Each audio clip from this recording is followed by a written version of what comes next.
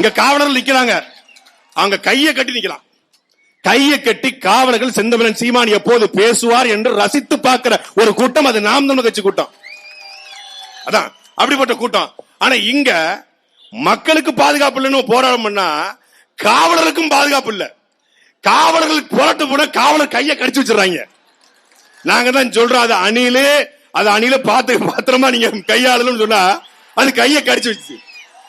மதுபான கடை எடுத்து போராட போயிட்டு கிருஷ்ணகிரியில 4-5 அணில் குஞ்சுகள் போய் காவலரோட கையை கடிச்சு வச்சிருக்காங்க. காவலருடைய வேலை என்பது போராட்டம் பண்ணுவதா தடுப்பது, பாதுகாப்பது அவங்களுடைய வேலை. போராடுவது உங்கள் உரிமை என்றால் அந்த போராட்டத்தை பாதுகாப்பது, அந்த மதுபான கடையை உடைச்சக்கூடாது, லாண்ட் ஆர்டர் இஷ்யூ ஏற்படக்கூடாது, ஒரு பப்ளிக் ப்ராப்பர்ட்டி டேமேஜ் ஏற்படக்கூடாது, தடுப்பது காவலர் வேலை. தமிழ்நாட்டில் என்னைக்காவது எங்களை எத்தனை வழக்கு, 240 வழக்கு, வலசரவாக்கம் காவல் நிலையத்துறை அண்ணன் சீமானை அழைத்துக் கொண்டு போய் அவ்வளவு அவமானப்படுத்த காவல்துறை நினைத்தது. 240 வழக்கு, குண்டர் சட்டம், NSA, NIA. என்னைக்காவது நாம் நமக்கு பிள்ளை ஒரு நாள் ஒரு காவல்துறையின் சட்டப்பைய பிடிச்சிருப்பான் என்கிற செய்தி உண்டா? அதாண்டா ஒழுக்கமான தலைவனின் வளர்ப்பு. சினிமால பஞ்சலாக பேசி பேசி பழக்கப்பட்டு போலீஸ் பெரியவரா அப்படி பேசி பேசி பழக்கப்பட்டவனுடைய ஆளுக்கு இன்னைக்கு கையை கடிச்சிருக்காங்க. அடுத்தடுத்தவங்க முன்னேறி போவாங்க, தொண்டை கெடுப்பாங்க.